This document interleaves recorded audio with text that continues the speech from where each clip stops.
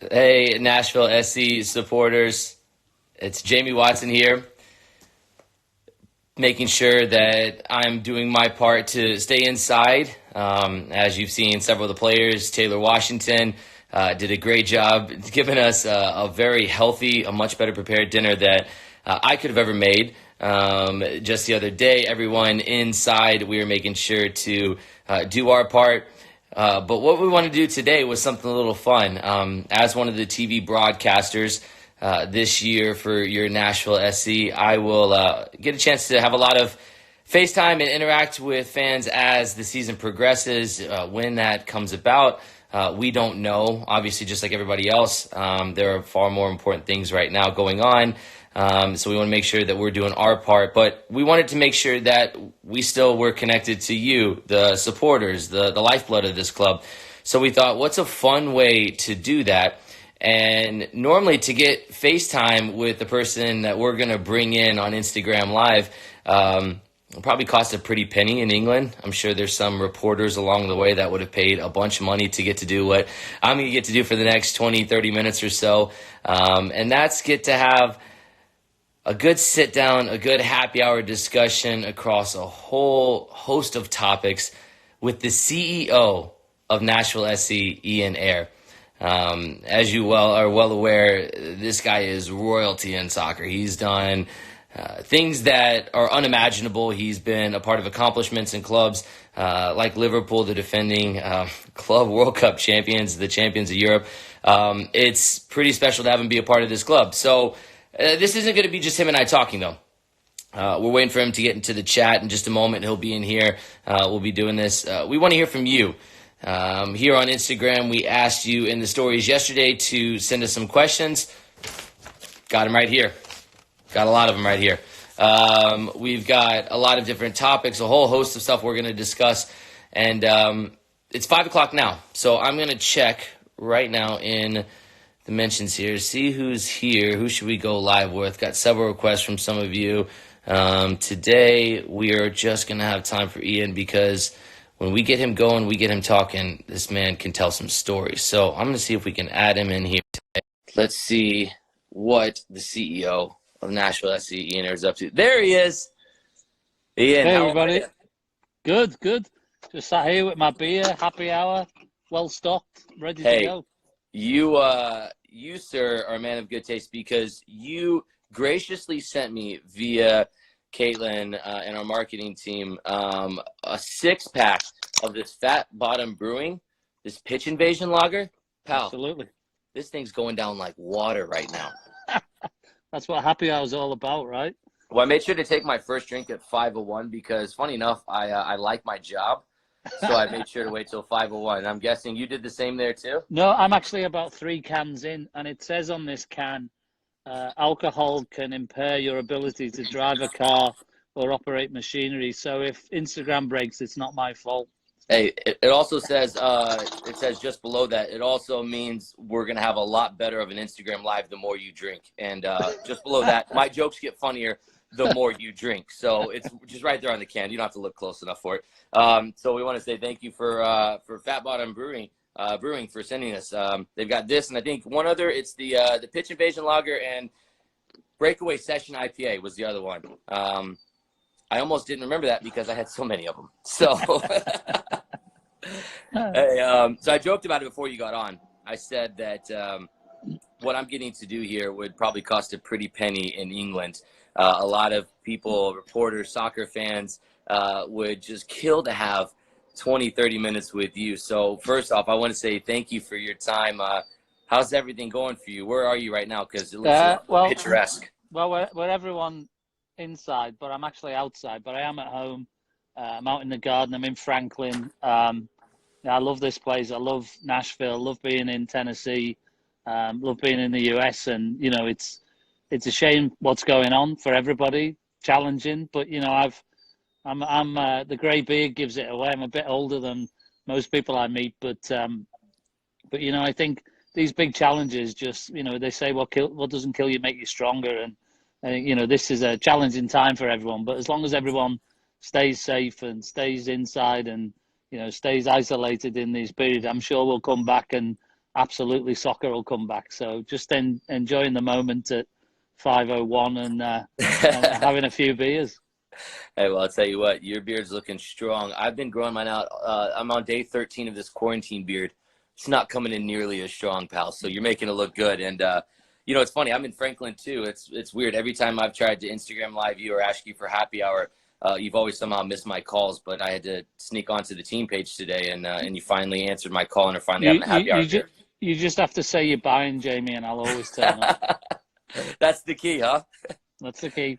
Well, look, like I would do if I was going to have anybody for 30 minutes with a beer and some time and want to dive into stories, I like asking people the first question, what's your story? So with you, Ian, I want to, I guess, maybe start all the way at the beginning because it's easy to talk about what's recent and what's in recent memory, but let's peel the layers back here. Let's go back to when you were a kid, right? You were a Liverpool supporter from day one. Is that right? Yeah. So I was about 6 years old. My dad took me to my first game.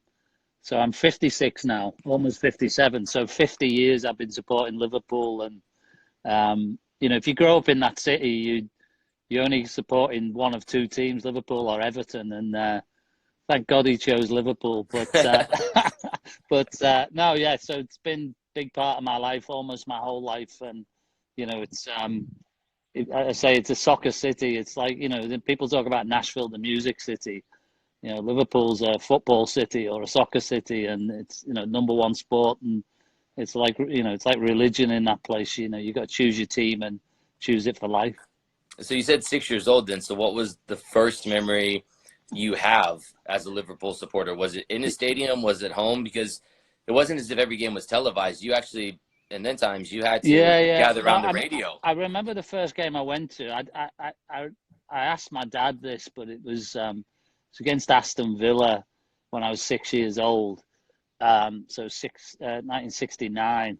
But the only thing I remember about it is in those days, like, you know, we were quite a poor family. So I went in my school uniform to the game, and in those days we wore short pants for school, and we stood at the back of the Cop. And in those days, the Cop had these like railings at the back, and I was only little, obviously, and my dad got so tired of holding me that at halftime he hooked the belt of my trousers over the railing and left me hanging there at halftime. So that was kind of my only memory. But I think 1976, 77, no, 75, 76 was the first year I remember going on my own with my friends. I would have been 12. And that season, first home game was West Ham United. I remember it distinctly. First time I got to go on my own, 2-2. But Liverpool won the league that year, won the UEFA Cup that year, both of which I was at. So, you know, when they won the league and when they won the cup. So it was a great start, and it was a great team in those days. Liverpool were the kings of Europe and the kings of football in the UK then. So it was, you know, great time to start going on your own.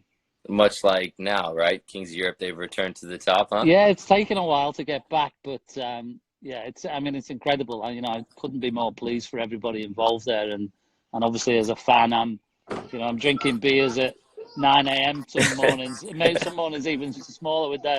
I have to give a shout out to the Liverpool supporters group that meet at Nashville Cop, that meet at Party Foul in Donaldson on a Saturday and Sunday morning, rain or shine. Some great people out there, and they deserve a big shout out for looking after me whenever I go down there. Good. Well, when the time's right, I'll make sure to join you guys as a Liverpool supporter as well. And I guess sticking, we'll dive a little bit more into like Liverpool at the later years in just a bit. I guess when we talk about going to games as young as 6 and then on your own at 12, which, by the way, like I don't think any parent here sending a kid at 12 years old now to a stadium. Yeah, it's a different world, right? It's a different be back world, by dinner time. Did you want to be a player when you were younger? Yeah, I wanted to be. You know, I think I just, you know, at the end of the day, it's one of the biggest clubs in the world. Not good enough. I ended up playing a reasonable level later in life, but for me, I never really had this, I sort of, it was an ambition, but I knew it wasn't going to come true. So I kind of, supporting them was great. And obviously I ended up back in sports and back working there at some point. But for me, it was really about doing something that, finding a passion really. And for me, I wanted to get at that time out of Liverpool and go and explore the world. And I joined the military at 16. So left school at 16, which is in those days was quite common in England. And, and I fulfilled that dream early on. For 10 years, I traveled around the world, lived in all sorts of different countries, traveled to all sorts of different countries, and just had the best time. And I think it's the closest, I would say being in the military is the closest you can be to being a player. And I know you played, it's like, you're hanging out with a bunch of guys all the time. You're all together all the time.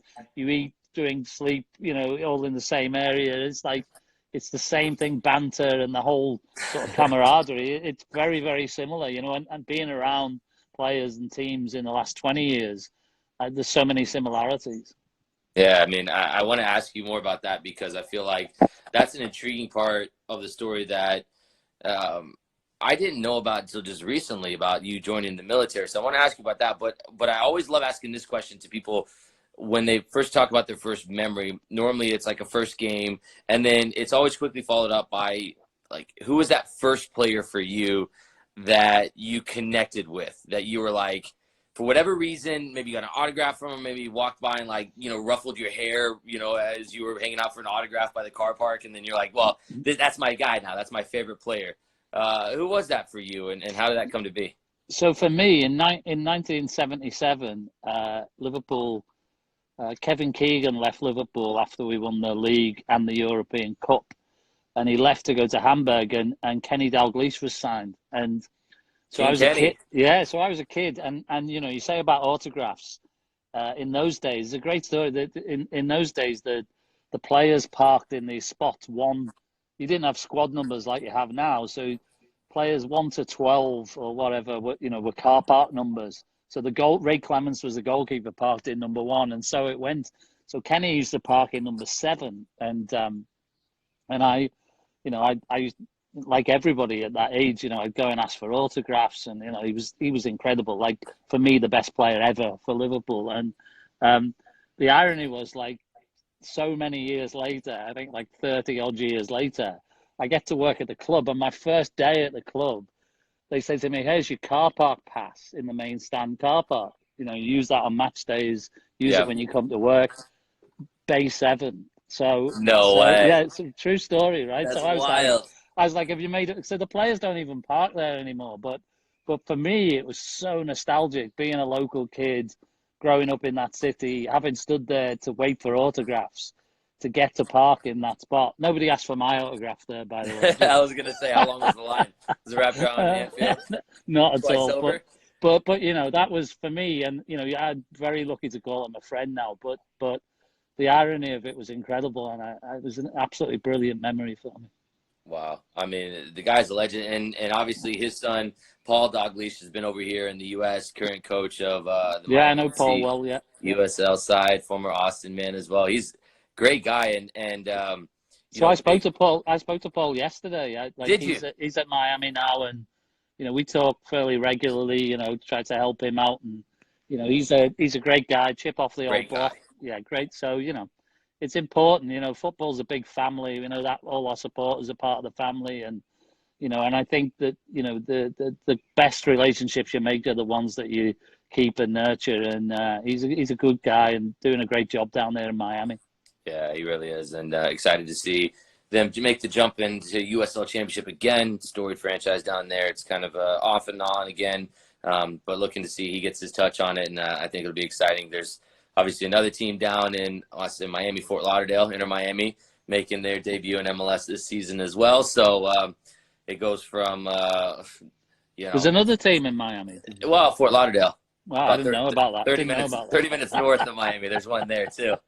We'll get to see them. They'll make their way up. They're on the schedule, for Nashville this season.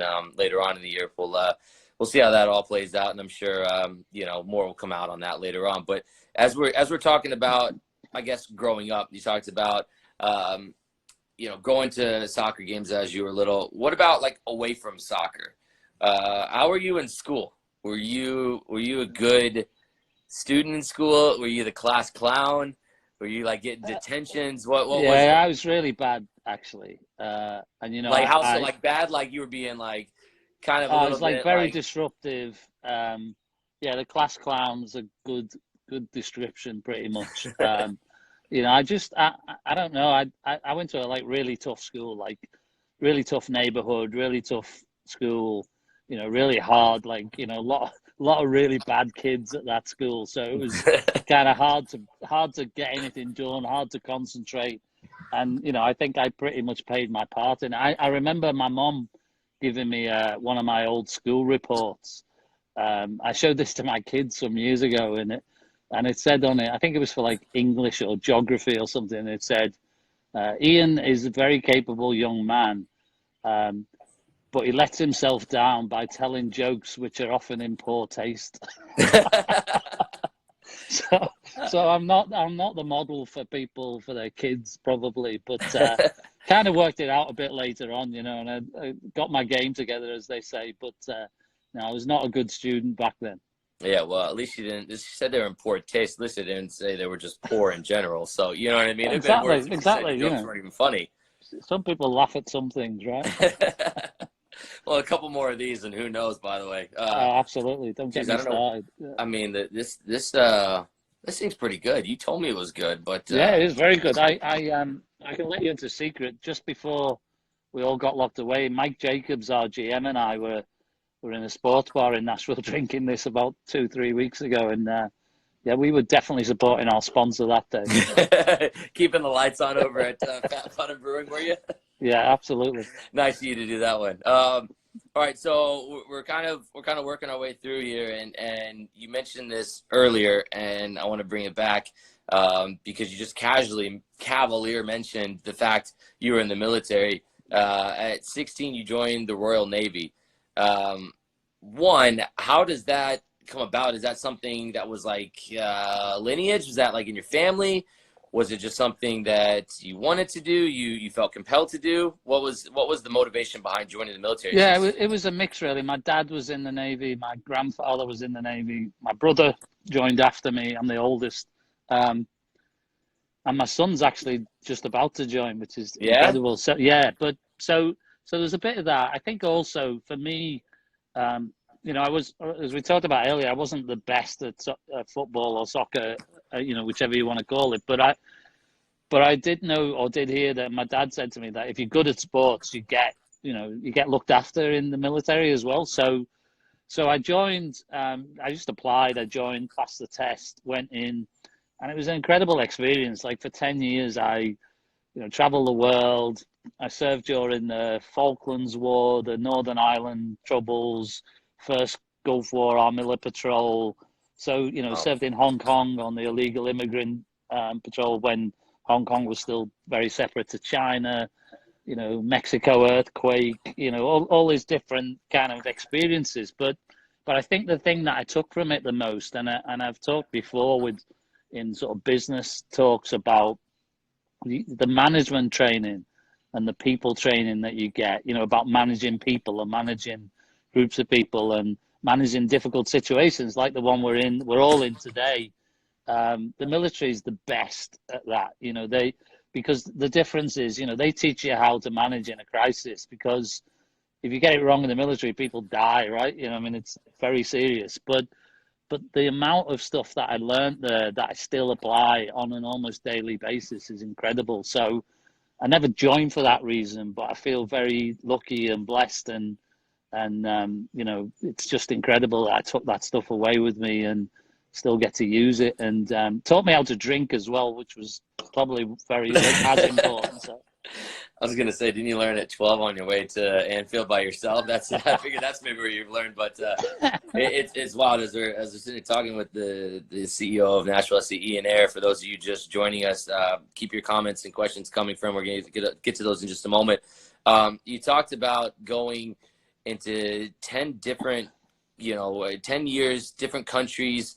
We're all for you, I guess. Was there a moment that you thought was maybe the best experience you had, and then maybe the scariest experience you had, if you don't mind diving into that. I think the best experience I had was in Hong Kong. I lived there for 5 years, or almost 5 years, 4.5 years in the military. I served there, and it was I loved the immersion into a different culture. I mean, I've done that the rest of my life since then. So I've lived in Hong Kong, Malaysia, China, Spain, Germany, and now the US. And I think a big part of that is feeling this love for getting into a different culture, immersing yourself in it, however different or diverse it might be. And so that was my favorite place. And the people I met there, I have so many friends I still keep in touch with there, and people I serve with there. The scariest, it's probably not the ones that people would think, but I think that, I suppose the scariest moment was, I think when we went down to the earthquake in Mexico, a kind of disaster relief team. And first of all, it was pretty horrific, as you could imagine, a lot of devastation, and to be there. But what typically happens after that type of event is there's a whole bunch of aftershocks. So you're in a kind of disaster zone while disasters are still happening. So you're getting an earthquake every couple of, and that physically, that for me was the most scary of anything. And I had a few other scary moments, but for me, that was the most scary. But I think it's the same with everything. It's like what's going on today and how we're all feeling about being isolated. I think that you have to always put these things in perspective. Where we're all, it's very sad. A lot of people lose their lives in this, but you have to think about, focus on the future, focus on the positives, focus on how you're feeling in yourself, focus on doing the right thing and staying inside. And if you do that, you'll get through it, hopefully. And you have to be positive and come out the other side of it. I think we'll all have learned a lot in this process. And I'm always a big believer that take the positives from the negatives. And, I think if we do that and we remain positive and help each other and be sensible, then for most people, it'll be an experience and one you'll get past and talk about for years, right? Just as I am right now. Wow. Well, I mean, I'll raise a glass and say cheers to you for your service, for our military men and women and service people that are serving. Thank you for your service. And man, that's a story that I'm sure we could never fully unwind, because you said like it was a lifetime of 10 years, and man, that's incredible. But cheers to you. Cheers. So you talked about kind of immersing yourself in wherever it is that you live, and really throwing yourself into the deep end. I guess if you were to answer one of the questions we had in the comments when that came up, somebody, I think it was something Anderson, I can't scroll back now, there's been a few comments back, but they said, what is your favorite American slang word? So you've immersed yourself now here for a while. You've been here. We've asked for questions. We got that one as you were telling your story about being in Malaysia. Now that you're here, give us your favorite American slang word that you like. I don't have a slang word that I think that you can say here. But my favorite phrase, American phrase, is drinking from the fire hose. Like, which is what you do as a CEO daily. Well, I have to tell you that when I first heard it, I thought it was like a drinking phrase.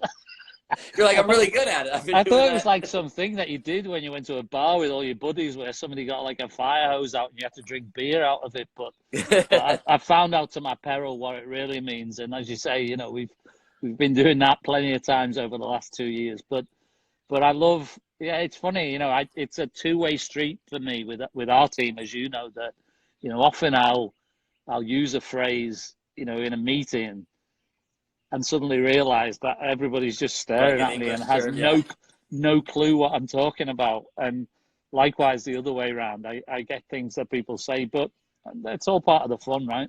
Yeah, that is funny. That was one of the best bits about that was the Ted Lasso one from NBC SN, when he went to be the coach over in England, and he was an American coach going over to England, and he was coaching Tottenham Hotspur, and he was in and around them. Did you ever see that one? He was it was Jason Sudeikis, I think, was the actor, and he was an American trying to go over there, and they were teaching him all the terms. If you haven't seen it, it's one of the best bits. I have to watch. I haven't seen it. I've seen the reverse of that, which is the Bob Bradley show on the UK on Soccer AM. Brad Bobley, which is for me is very funny, but probably not for Brad Bobley. Can I tell you, I had to interview Bob Bradley the week that came out, and I had probably watched it about 100 times because, as you said, it was hilarious. It was an American guy over in England, and instead of Bob Bradley, they named him Brad Bobley. Ian, I was terrified of calling him Brad Bobley in the interview to his face, because if you know Bob Bradley, he is intense. He was a coach of mine for the under 23 team, and great guy. I mean, Salted, full human being. He got a rough ride in England. He's a good coach. Intense. I have a lot of admiration for him and as a coach, but he had a tough run at Swansea, and then the one thing everyone who tunes into UK humour is that people love to haze you or kill you if you get anything wrong. So he got a lot of stick, but that's life, right? Yeah, he said like an American term for something for defense or something. Yeah, something like that, and of course then you Englishmen made his Premier League. It's who we are, man. It's who we are. We're just making life tough. That's when you like somebody, is when you give them banter. If you don't give them banter, then you're kind of like... It's a sign of affection. Yeah, exactly. So, by the way, sign of affection. Yeah, I'm on can 3, by the way. So. Are you? My apologies. Let me just another pitch invasion. Keep up. Going down from our friends at Fat Bottom Brewing. I got another question on here while we were talking, because this is quickly turning into my favorite local craft beer. Are these one of our sponsors, by the way? Actually, but as much as I've talked about them, they're one of our sponsors. Yeah, one of our partners. Yeah, they're a fantastic partner. Quinn and the guys there at Fat Bottom have been brilliant. They supported us through all our events leading up to the launch and through the really great people. And I think, they're in the perfect job for themselves, because they're actually a really sociable bunch. Their staff and the owners and everybody, they're the sort of people you can have a beer with, and that's quite fitting for people who make it. So it's good to have a friend who makes beer, right? Yeah, right. That's never a bad thing. So while they always wanted to be in brewing, you always wanted to be in football. You've done that. One thing that always goes good with beer is barbecue. One of the questions somebody asked in the Instagram live chat here while we were talking, favorite barbecue spot in Nashville. Do you have one yet? Yeah, I do. I have a favorite barbecue stuff, and I have an issue with barbecue. So my favorite barbecue spot is peg leg porkers. Okay. Now, second part. What's your my barbecue issue is, why does everybody that you meet in America, particularly in the South of America, tell you that they have the best barbecue? Like, everybody. Went to Memphis. Then you go try it. I went to Memphis. We had the best barbecue. Went to Knoxville. We have the best barbecue. I went to Alabama. We had the best barbecue. Like, everybody's got the best barbecue. It's kind of sort of tastes pretty much the same to me. But I'm no connoisseur of barbecue. But we'll get you there. But peg leg porkers in Nashville for me. Peg leg's good. I've heard Puckett's is really good. Also very good, yeah. Very good. And downtown Franklin, good spot there. Yeah, And there's plenty of it about, and I love it. I think, but peg legs, because our chief revenue officer Will Alexander, during I think it was when I came for my first interview with John Ingram, he actually took me out for lunch and took me there, and I was like, yeah, this is my kind of place. And Will's awesome. Will beer and his area like the back of his hand. Of course he took you. Beer and pigs, right? So yeah, right. Pigs, what a combination. Hey, America. No wonder you stayed, huh? You didn't go back. Exactly. Yeah. Just rip the passport up right there. I don't need to go Absolutely. back. Oh man, this is really cool. And for those of you joining in, again, CEO of Nashville SC IG joining us. Jamie Watson, TV broadcaster here today. Thank you for joining in for your questions. So there are a couple questions that we got from people over the last 24 hours. We put it in the Instagram story. People responded, and I've got them here in front of me. So Judah and Lime, obviously have this wonderful anthem for us, Never Give Up on You, which has taken on a life form of its own on the field. Now that we've heard it in the stadium, we heard them play it at the opener. Then it was tied in with a lot of the disaster relief and the efforts. It became like this anthemic song that the city of Nashville rallied around after the devastating tornadoes. For you, you were one of the big proponents of it, and you came from a background of You'll Never Walk Alone at Liverpool. So one, did you think that Never Give Up on You had the ability to be for Nashville what You'll Never Walk Alone is for Liverpool? Do you think it could have that same synonymous, you go there, you sing it with everybody arm in arm, strangers become friends, friends become second family type thing? Did you see that when you first heard the first track from Judah and Lion and the first go at it? Yeah, I think it was interesting. I have to say that there's a guy who's, had little praise for this at this stage. A guy called Steve Schnurr from EA Sports, who's the head of music at EA Sports, or president of music.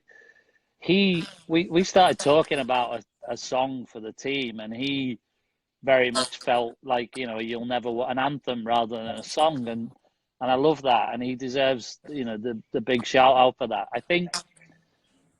I don't think you're trying to be, different teams have different songs. West Ham has I'm Forever Blowing Bubbles. Yep. Liverpool. And, the funny thing about You'll Never Walk Alone, and a lot of people don't know this story, but it wasn't, first of all, it obviously wasn't written for Liverpool Football Club. It was a musical, Carousel. It was in the musical, Rodgers and Hammerstein. And the reason that Liverpool adopted it was actually, the story goes that when Bill Shankly was the manager, his wife liked the musical, and he mentioned it to the guy who played the music at the stadium. No way, really? Yeah, that's a true story. And so it only really happened around the 60s, late 60s for Liverpool. It's not like club's been around 100 years or more. Yeah. And what I thought when we started to put the anthem together, and the first time I heard it, was we're never trying to be Liverpool or anyone else. And often get asked that, we get asked like the success of Atlanta, are you trying to be like them? We're not trying to be anyone. We're trying to be Nashville. Yeah, every club's their own. Yeah, we're not trying to be different. Liverpool either. But I think that if you're a soccer team, football team, basketball team, football team here, you want to own your own space. You want to own your own colours. I don't really look that good in yellow, but I'm owning it, right? Hey, pal, you look pretty sharp. But the thing is, like, we want to build something, and we're just starting out, right? So we have to be realistic about what we can achieve in our first year, and I don't mean on the field necessarily. I mean overall. So we wanted to start something that we hope can grow, and it's almost, you couldn't make it up that we launch our team, we have 60,000 people show up, we have incredible support from all of Nashville, from the back line, our supporters, all these people, everybody just makes this incredible spectacle on the 29th of February. And we play our anthem for the first time, and Judah performs it live, and he's in the crowd, and then like 3 or 4 days later, we have a tornado, and it's like, kind of becomes a thing about bringing the city together. And like, you could not make that up, but No. I've seen it at Liverpool. You can imagine during the Hillsborough time that it became so prophetic there, and that's what these things are about. And so I think we designed it not for that. We designed it because we wanted people to be able to have something that they all connect with and can sing. And I hope it continues to grow and be as important, not just to soccer in Nashville, but to Nashville. Like we own the song. The great thing about the collaboration with Judah is, they wrote the song for us. It's our song. We have control over it, all those good things, because we want it to be for Nashville. We want it to be for Nashville Soccer Club. We want it to be for Nashville, the city, the people of Nashville. And it's, I love it. I absolutely love it. Yeah, I mean, it was incredible. We hearing it in the stadium for the first time, that was crazy. That was really cool. And it's hard to pick just one moment. And I know We were starting to get a little long in here, so I won't keep you too much longer. But I'd be remiss if I didn't ask you in this first one. What was your? I guess you talked about them playing it in the stadium. What was your favorite memory from the first game? What was the one thing when if I say your first thought from the first game, what do you remember first and maybe best and most from that game? What's that first thought that comes to your head? It's probably the thing I have the least the least stories from, in the sense that I honestly got home. We went for a few beers afterwards, as you do, but I think I saw you there. Hey, I wasn't gonna call you. I was gonna say a few. Hold no, on. but when I woke up the next day, one of the things that hit me was that it was almost like it passed me by, just because I had, we had so much going on to deliver that. And but the one moment that I do remember is I managed to get down to the far end of the field at the time when they played when Lizzie L did the Oh yeah, the sorry, riff at the beginning. Lizzie Hale did the guitar riff. Yeah. And I was just looking at it thinking, like, because we, people in our team, Chris Jones and others had been put so much work and his team into that, and people, in our team with Gibson, and to see it, because we were trying to create something that'll be quite unique and uniquely Nashville, and to see it actually playing out. And what a great choice Lizzie Hale was, because She killed it. She killed it, right? And she was incredible. Rock and roll, right? And through and through. So I think that'll be the lasting memory for me of that. And the other one I would say is, and this will sound cheesy and sound like I'm sucking up to my boss, but to see the smile on our owner John Ingram's face, like how cool is that? People should, like, it's such a big thing to make this sort of commitment and an investment in a team. And he's such a humble guy and would never say it. But I was just watching him that day on the field when it was all going off, and it was all and it must have felt I know it felt incredible to him, because he told me, and so they'll be with me forever. The reason I came here, the reason I wanted to come to Nashville, was great place, great people, incredible fans, but getting to build this whole thing and be a part of it is, that doesn't happen, right? I mean, there aren't many countries in the world where anyone starts a new football or soccer team. So to get to be a part of that and to be there as you were and I was on the 29th, and hopefully all the people who are watching today we were all part of that. We all made history together, and it won't happen again for Nashville, but we're going to keep it going, and it's going to be great fun. Yeah, you only get your first time once, and that was such a high standard to set. And I think that obviously the result didn't go the way you wanted to, but everything apart from the result was just.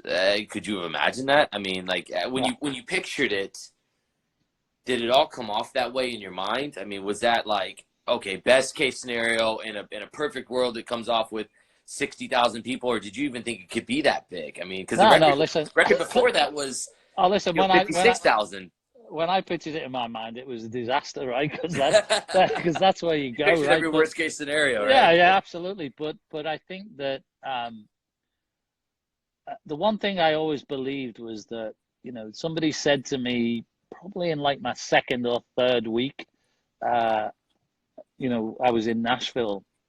And I said, like, I have no idea who's going to show up for soccer, right? Because who would, right? I mean, we had some history of soccer in the city, and USL had started just before then, but not at this scale. And I was like, and somebody said to me, I was invited to dinner by somebody and some people, and one of them said to me, "Listen, man, Nashville shows up for Nashville."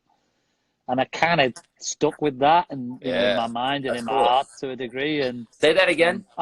Nashville shows up for Nashville, right? I like that a lot. And by the way, boy, did Nashville show up for Nashville Soccer Club, right? So, and that's the most important thing. We can, people like Mike Jacobs and Gary and all the people who work on the soccer side do an incredible job of building a roster, and there's still a lot of work going on there, and they do so much to put a great team. We will put a great team on the field and have and continue to. But I think that the most important piece. We have great partners who help us kind of put this show on, if you like. But the most important thing is who shows up on game day, right? Who watches on TV, who turns up for stuff like this, and Nashville shows up for Nashville. It's such a great, thing that somebody said to me, and I 100% believe in it. And we feel very fortunate and lucky that we have a brilliant relationship with, the people, the supporters at the back line, and I speak to The people assembly, the roadies, Brigada de Oro. People who stop me on the street, it's like people are stoked about talking. It's a shame that somebody stuck a pin in our big balloon, but doesn't mean we won't, inflate it again and come back. And all of those people will all still be there. We'll all be drinking these beers and watching soccer again soon, I hope. And you can. I've got to be on the TV for it, so you don't want me drinking these. Yeah, well, maybe it'll make you better. I don't know. It's not for me to say. You know what? That was a great goal. That was so good. That was so good. That would be that's the after hour broadcast there. Look, I know we've kept you for a long time. And being a Liverpool supporter myself, dating back to, I can actually remember my first game. I'll give you this real quick as I won't keep you much longer. I still remember my first game actually going to Anfield. It was in December of 2006. It was a 4-0 win against Fulham, and we sat down by the Cop End, and I actually went with your captain, Dax McCarty. He was there that day, and Adidas had taken us on a trip for Generation Adidas, and so we all went, and that was where I first fell in love to see Liverpool at Anfield, in front of the Cop End, singing "You'll Never Walk," all that. I mean, you just got caught up in the midst of it. And I want to dive a little bit deeper into that with you, but I know we're running out of time today. So would you do another happy hour with me in the next coming days so we can properly dive into all of that and how, you got your start into being the CEO at Liverpool, and then your trip to the United States that changed the trajectory of your life and started Nashville SC and Major League Soccer. Can we do this again and dive a little bit deeper maybe next week? Absolutely, more than happy to. And on the Liverpool theme, I have a let's say, call it a prize that I want to offer up. So this you didn't show up empty-handed. Look at this. So this is a match-worn shirt from the 2012 League Cup final, which Liverpool won when I was CEO. And so anyone who wants to win this, if they DM into our Instagram account, okay, and tell me whose shirt is this, so only I can see whose name and number is on the back. It's a match-worn shirt. It's not signed. Well, there's a mirror behind you, so we can see it right now. Actually, you wish, right? And just so everyone who's tuning in knows, Jamie's a big Liverpool fan and asked me what was on it, and I didn't tell him because I knew he would get one of his friends to DM him and try to win it. So it's, you've got the 11 starting players and the substitutes to guess from, because it's all on the internet. But first person to DM in who actually gets it right, we'll get that out to you, and appreciate the time and the questions. That's awesome. All right, so get your answers in. Who is that? It was the 2012 League Cup final. League Cup final. That's right. League Cup final. They won it that year. That's right. And it's been so many trophies in the history of Liverpool. It's hard to keep up. So you send in the answer of whose jersey is in your hands right now. The first one to get the correct answer, we'll know because of the timestamp on there. We'll send it out, care of Nashville SC, care of Ian Ayre, who was obviously the managing director at the time with Liverpool. Will win that prize. That's really nice. I would offer something up, except what about that shirt at the back there? Yeah. I would give it away, but you'd be able to guess who's on the back of the jersey. Yeah, 13, unlucky for some, right? That was unlucky because I wore that, and I think my career peaked at that time. That was the U17 World Cup right there, so it peaked at 16. That was, so we can't give that one away. It's fine glass. Definitely not. There we go. That's really cool of you. Thank you, Ian, for the gift. Thank you for the time today. You want to do this again next week? Absolutely, let's do it, and let's bring some fat bottoms to it.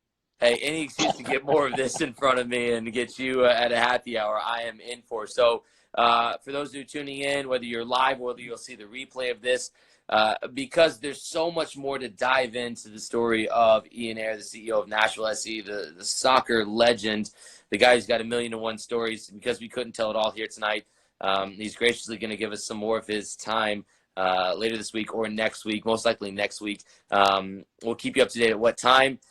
Ian, go back inside with the family. Enjoy your time with them. The picturesque scenery you've got there. Enjoy the beautiful weather we have here this afternoon. Thank you so much for all your hard work that you're doing for the club, guiding the ship here, and thank you for your time here tonight. Well, thank you. Thanks everyone for tuning in. I'm staying out here with the beer and the dog, and thanks to Fat Bottom for supporting us. There Thanks, we everybody. go. And take it easy. We'll do everyone it again inside, next week. right? There we go. Everyone inside. All right. Thanks a lot. Stay safe. We'll see you soon. Thank All right, you. Ian? Take it easy. All right. Bye, guys. Thanks, everyone, for tuning in.